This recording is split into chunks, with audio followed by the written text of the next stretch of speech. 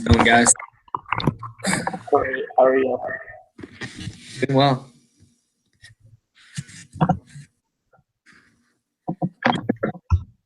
I'm working this class, definitely. Hello. How's it going, Chad? Great. Madison and Kaylee, are you both on also? Yeah, sorry. I just kept having an error message come up. I think I've got it now. Okay, Yeah, I am too. awesome. Okay. Did Brett say he was going to be here in the messages? Yeah, he said he would. Give him another minute or two to try and get on.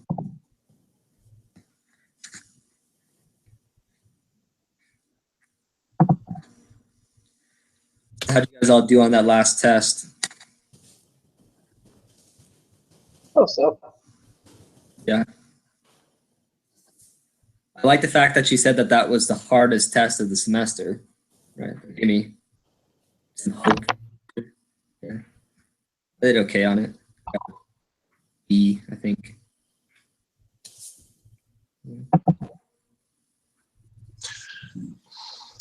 I confess I forgot. I haven't even gone and looked at to see how I've done yet. I'm going to go look right now. So do you guys usually do the appeal for the exam, or do you guys just like do the motion to dismiss? I just dismissed. Yeah. I've done both. The motion. Yeah. I did the appeal on this last one, and it was pretty nice. I mean, it's beneficial. No matter what, you still get at least 4 points for it, right? But she gave me an extra, I think it was 6 points back, so getting a 10 out of 4 on. So, I mean, I know there's a lot of work to do it, but if you are looking for extra points anywhere, it's pretty nice.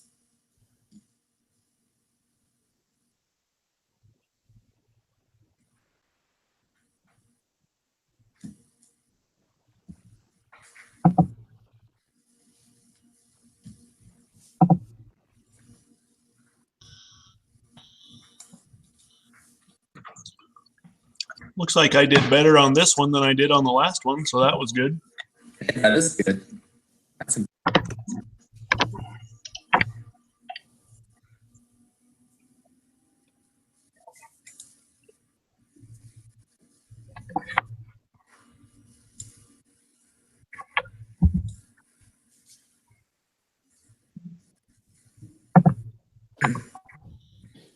all right.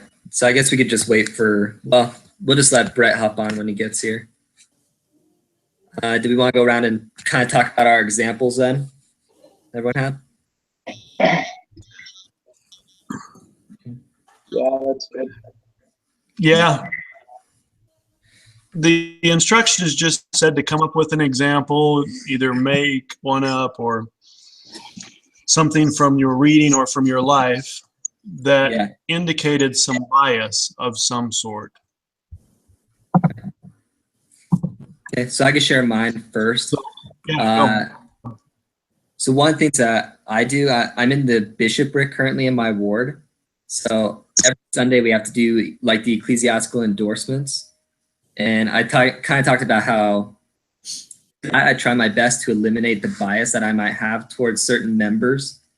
I mean, there's some that I could tell like, yeah, they're only coming maybe to get that endorsement. Some don't seem like the most upright personalities and people like that.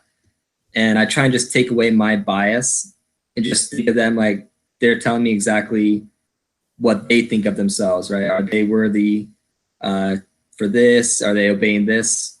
Right? So I try and take away my own personal views on it, accept what they tell me.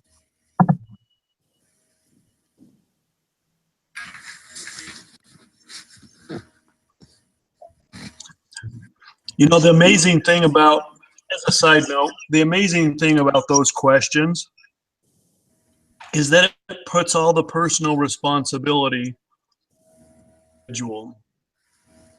Yeah. Those are really personal things that is between me and my Savior. And so call in most instances between the ecclesiastical leader.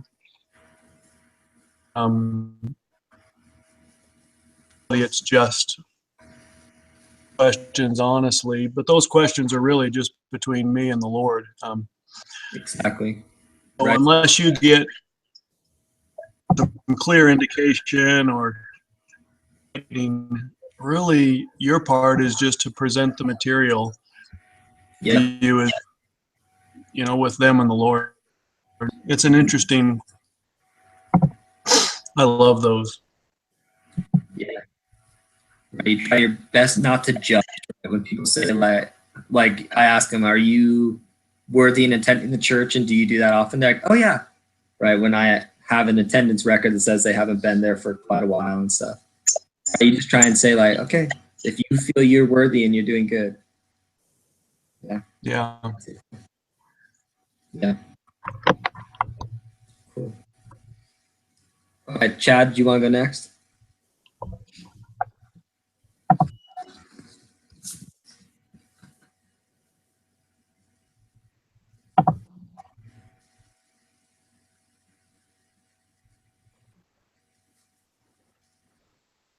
Oh, let me turn my mic back on. Okay, so for my employment, we work in a call center in a financial industry and handle lots of personally sensitive information.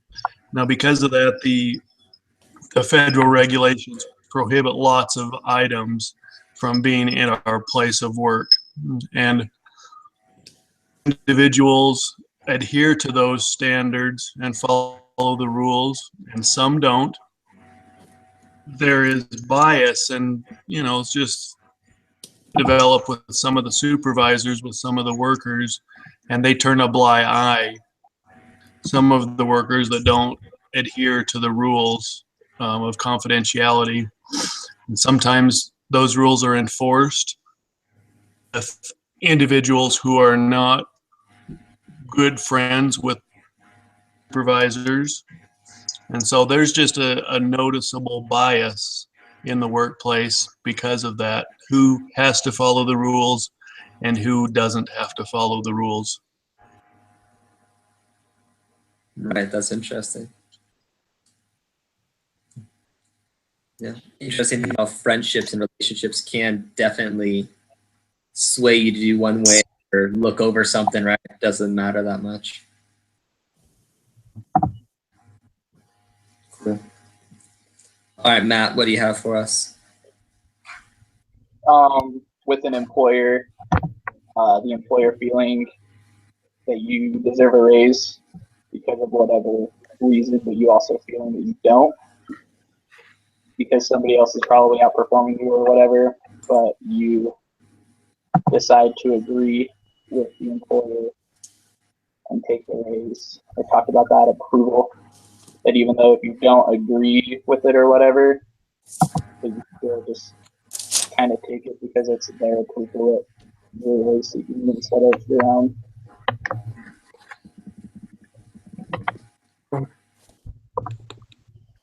Awesome. Hey, Brett, how's it going? I am good. Sorry I'm late. Oh, you're all right. We're just going through sharing our examples right now. We came up with. Madison, did you want to go next? Sure. Okay. So, mine, I kind of talked about. So, I grew up in like a really small community, and so my graduating class had 17 kids, and so like our entire high school was like less than 100 students. So all the teachers know all the kids really well. And the example that I use, so I worked as a TA for an English teacher in my high school. There were a lot of times when I'd be like grading papers and she'd just pull out some students' names. Like, these ones, I don't even need to read them. I know they're gonna be good. So she's like, just base the rest of the answers off of these ones. And I always just thought that was crazy. Like very biased. Like she doesn't read their answers anymore. She just instantly gives them 100%. So Wow. That's crazy. yeah. That's a good example. right, Kaylee, do you want to go next? Yeah, I can go. So when I was in high school, I did a lot of like rodeo queen competitions, and it was very common for the judge to be a relative or a good friend of one of the girls that was competing. And so when the results were announced, the girl that knew the judge always received an award, even if she didn't necessarily deserve it.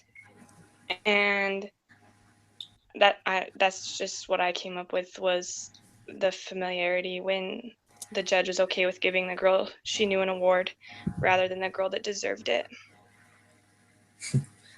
That would kind of suck. Get me kind of mad. Yeah, it was a little frustrating. No. Oh, cool.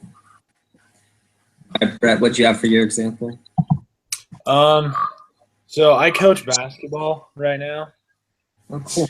and so I have some players that are pretty good, and then I have some players that aren't very good. And so I tend to sometimes, I try not to, but I kind of favor those that are good. And if they make a mistake, I'm just like, well, they won't do it again. But if anybody else makes a mistake, I'm normally like, okay, go get him, bring him out, like get him out of there. So I try not to. I try to let them make a couple mistakes before I pull them out. But the other ones, I don't really ever pull them out because, I mean, they're just really good. So I'm kind of biased towards those kids. Nice. Okay, cool. You got to win, right? You got to win. Yeah, that's right. All right. Sweet. All right. So what do we have to do next, guys? We had a bunch of questions we have to answer. Isn't it just Yeah. answering one? Use some of the following questions in your guide.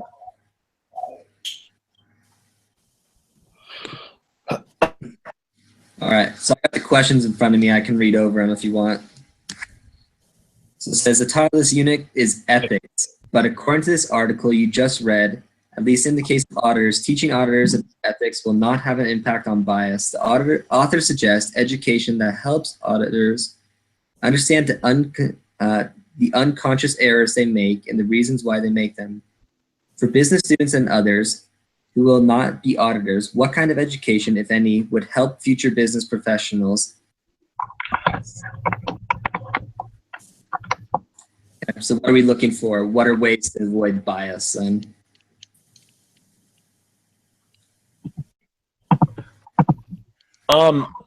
of the I took an English for BYUI, and it was like a very liberal college, and like I'm pretty conservative myself, and so I didn't really have a hard time fitting in, but a lot of my views were very conservative, and all my professors were super liberal, and a lot of my papers that I turn in were more on the conservative side, and they never really docked me points because of that, but they helped me look at the other picture, like, okay, like try to see it from their point of view, and if we do that, then it kind of helps us avoid bias. It's like, I mean, I may be completely off topic, but I mean, that's kind of how I am. I just kind of look at it from somebody else's point of view and like, well, like in politics, for example, it's like there's this super heated debate right now because of Donald Trump and all this. But I mean, it's one way to look at it from one side and be like, oh, it's great, I love it. And then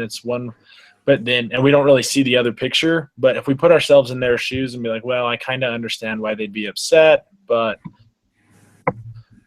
for that reason, even though you don't change your opinion, but it helps you see more what's going on. Right. That'd be really good. When you take debate classes or anything in that, if you've done any political science classes, one of the best ways that you can overcome bias is by opponent's side and taking yours and the best of your ability. Now, your goal in that is not to say, they think A, B, and C.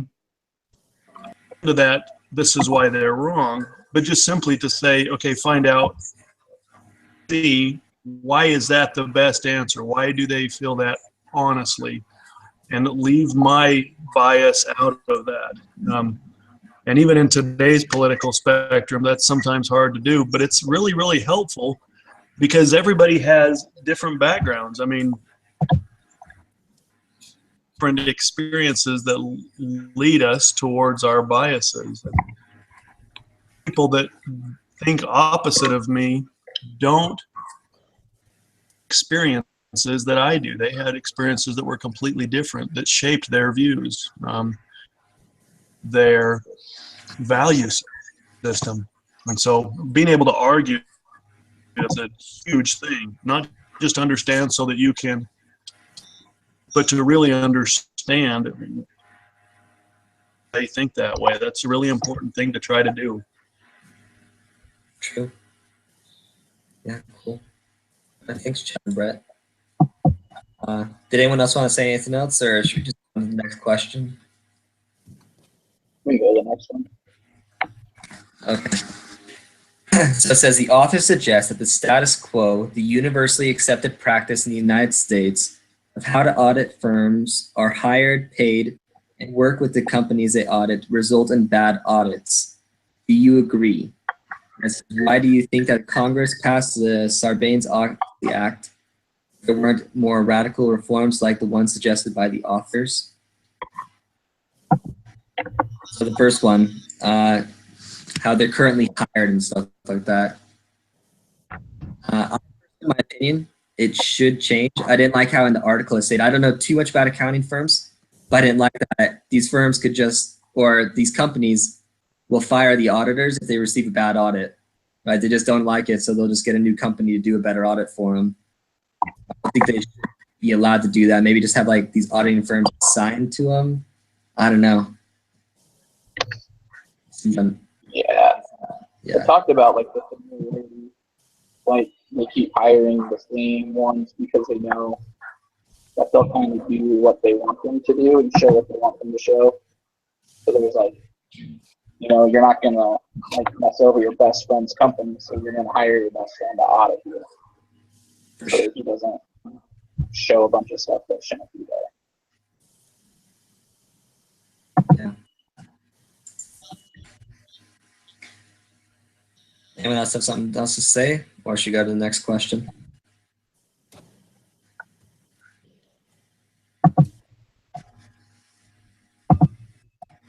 Okay, we go to the next one. It says this article is specifically about auditors, but most of the studies are about human nature in general. And a few are specifically about lawsuits. Do you think that the bias that was discovered by plaintiffs and defendants leads to a flawed legal system? Why or why not?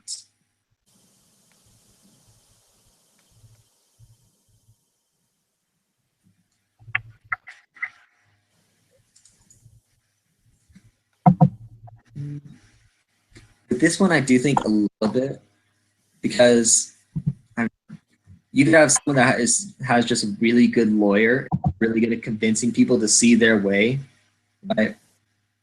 And they can sway a jury to their side because they can speak well, they just find the right stuff that they know the jury is going to pay attention to, even though either the defendant or plaintiff has a worse lawyer actually be in the right. They just don't have, I don't know, the ability to sway the jury like the other one does.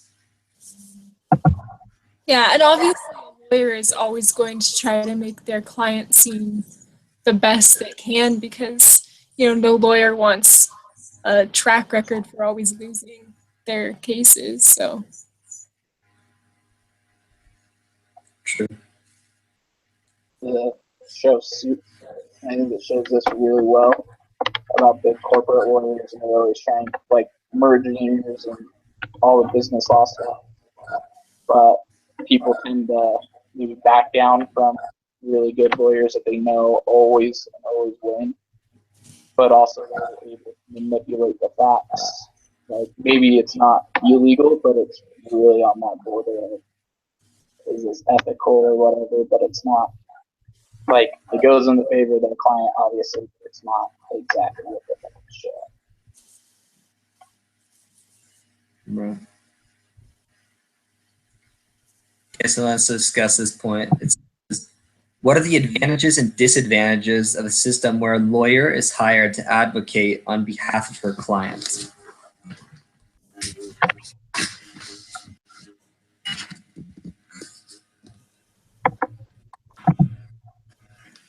So I don't know if I understand exactly what that's saying. What are the advantages and disadvantages of a system where the lawyer is hired to advocate on behalf of her client?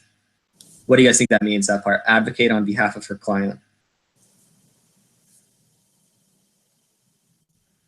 So basically, it's kind of saying um, they're trying to prove their client's case. You know, like the lawyer has, sometimes go into a case knowing right off the bat that the person they're defending isn't in the right. But even then, like they have a duty to continue to advocate that person's case. So that's kind of what's. Okay. Yeah, that makes more sense for clearing that up.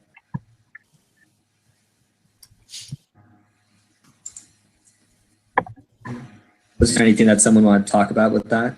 Or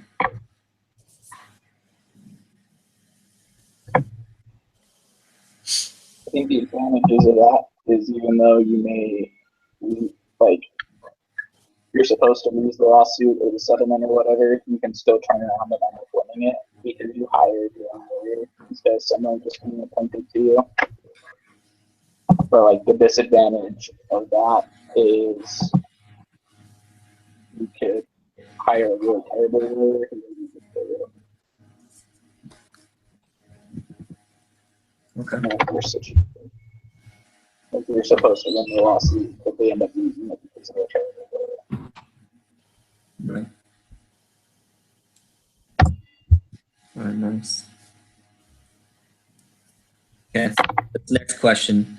Can you think of situations outside of auditing where there are lots of opportunities for bias? What could you do to change that situation?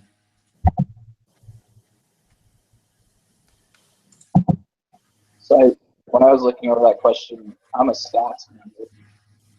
And in statistics, there can be an opportunity for a ton of bias in showing the outcome before you ever like come up with your questions of what you're testing and whatnot. So like last semester we were going over like all the statistics that showed the presidential election and how biased they were, showing the Democratic side winning. And obviously that's what the media wanted to show you.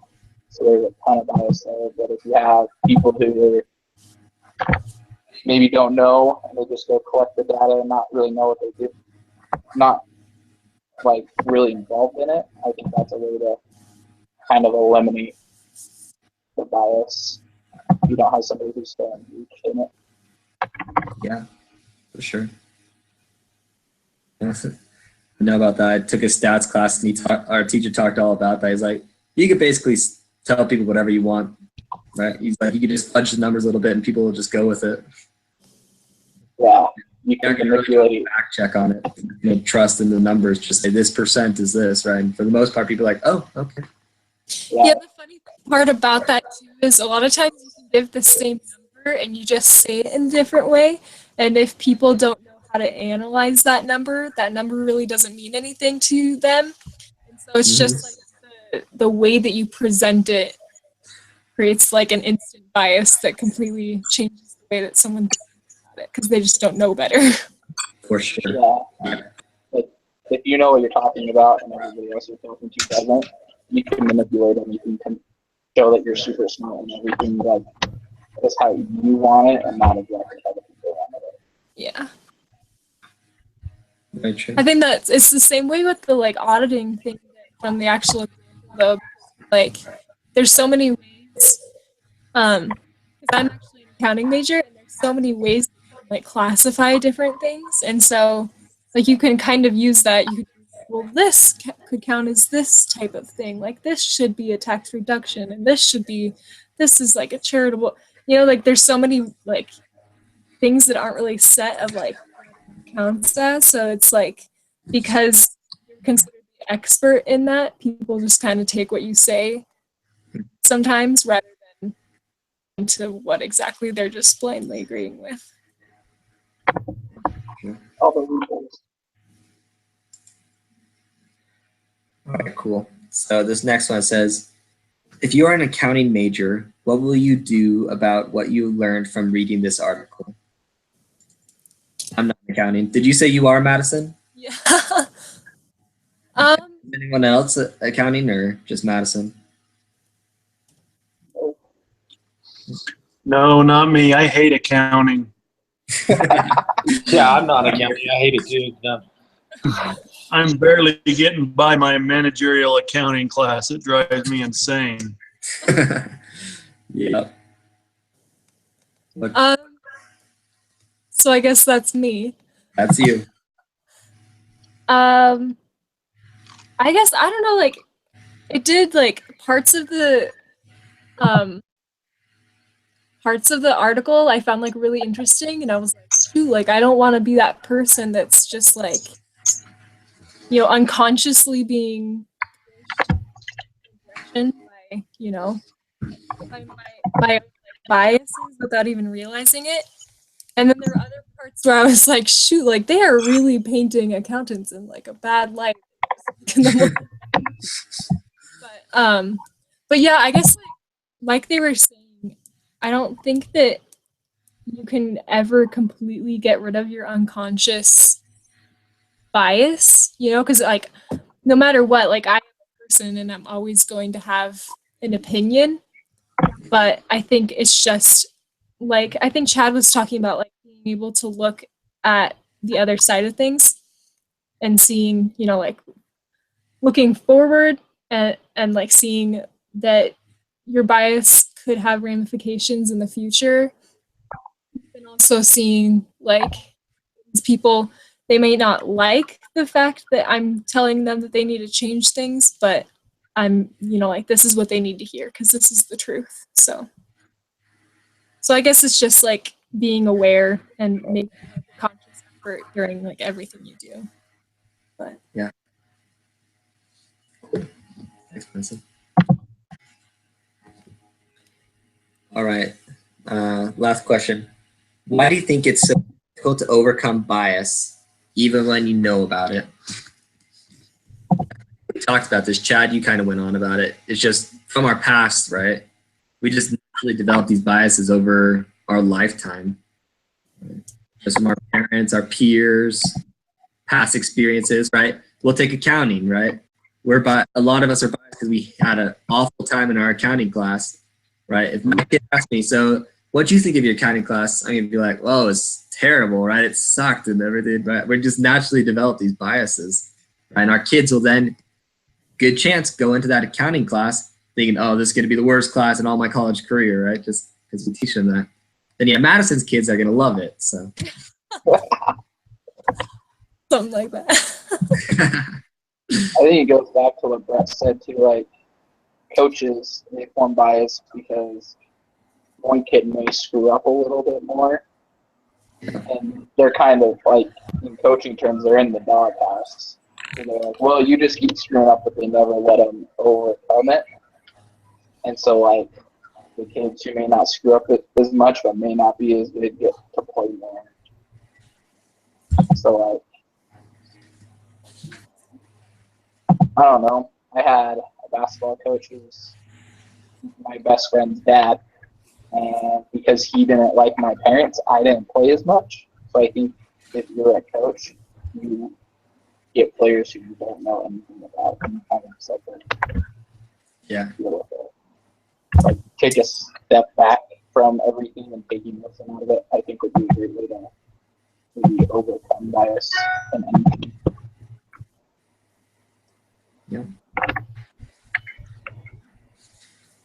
All right, cool guys. So We're down to the last part. It says, when your group is finished with the discussion, take just 5 to 10 minutes to write a paragraph telling what was the most important or interesting insight your group gained from the discussion. Do you think that's an individual thing, or is that a group one that we do? Yeah, it's No, group one. It says have one group. What was it? Yeah.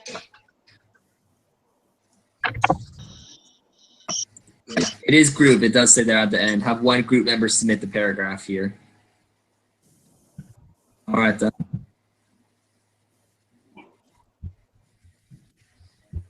So, Is anybody a fast typer? I'm not. I can be if you need me to. Of course, they can be our typer. Okay. I got you. Okay.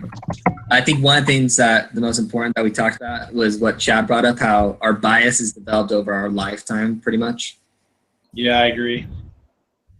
That's pretty good.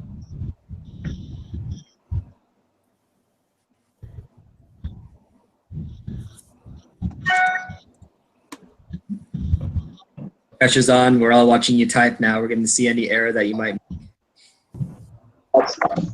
I don't mind. Last question is, it says, why is it so difficult to overcome bias? It's because our bias is tied to our value system. I mean, that's who we are. There's reasons. I mean, we all have a good reason for the things that we do. Brett is coaching. There's a good reason, in his mind, whether that's accurate or not. There's a good reason why he keeps some players in and players basketball at the local school. And so we see that a lot. Some players are played all the time and other players are only played 2 minutes a game. Absolute bias there. So difficult is because there is reasons that we feel that needs to justify that with our value system. And that's really difficult to overcome our own values and try to understand other people's values.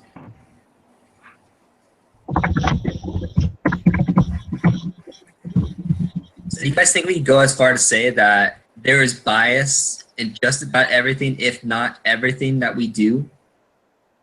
Oh, there's definitely bias in everything you do. I think so. Absolutely. If you go to Walmart and you get milk,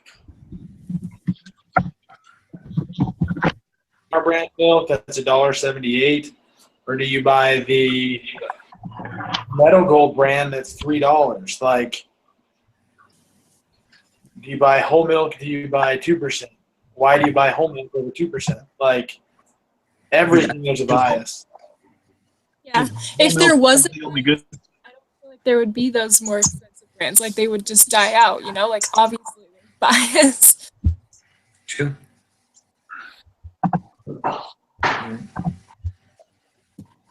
Yeah, you think anything, you're saying that milk, cars, clothing, or everything Computers. has some bias. Everything. Yeah, exactly. Yeah. Your Green Bay Packers hat behind you, like you like the Packers. We won't judge you that bad for that. I think we should also touch Hey, go easy on the Packers. Packers and Seahawks are my two teams. Love them both. My dad's from Green Bay, so Oh, okay. yeah, I grew up wearing the cheese head and everything. So yeah. Dude, I even have a cheap head. It's all right.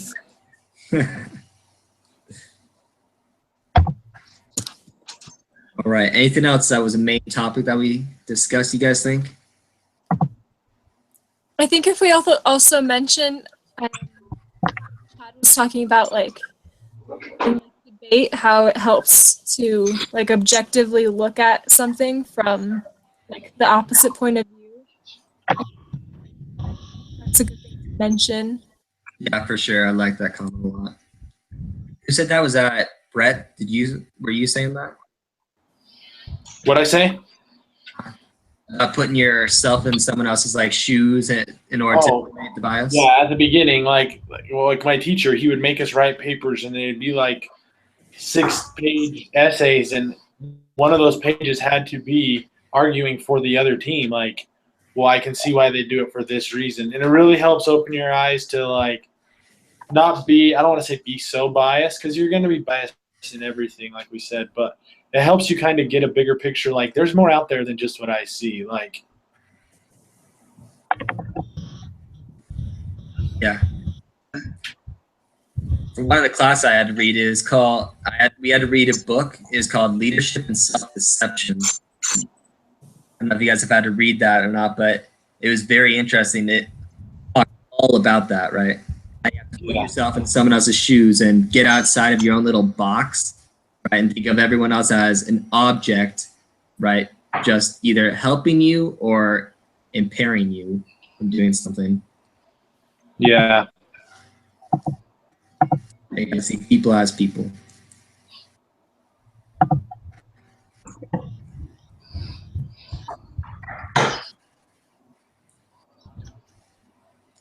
All right, so I don't know. That's a paragraph that talks about the main things.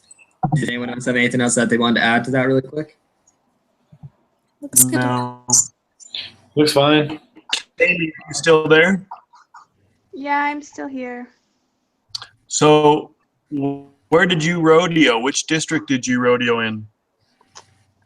I didn't rodeo in a district. I just did like queen competitions all over the place. I did Downey, I did Bear Lake, Okay. I did Preston. Just curious, because a lot of my nephews were in rodeo and Oh, nice. growing up. And anyways, it's a fun thing. I just graduate. Just last year. Okay, Cool. that's cool. Yeah. Rodeo and high school rodeo. And went to nationals and good kid. They're fun. All right, guys. He's a heck of a good roper. I think Thank I might you. be taking off. Yeah, thanks, guys. We'll see you next week. Well, actually, for anyone that's here, I'm not going to be here next week, just to let you know. I'm going to be out of town. I'm actually in Costa Rica, so I will not have access to internet, probably. Awesome. That's not just out of town, Have that's out of the fun. country. Yeah, I should have said that, yeah. Pretty fun. So I don't want to rub it in too is- much, sorry. Submit that, or do I need to submit that? You want to do it, Chad? Yeah, I'll submit this. Okay. Awesome. All right, thanks, guys. See ya. So bye. Yeah.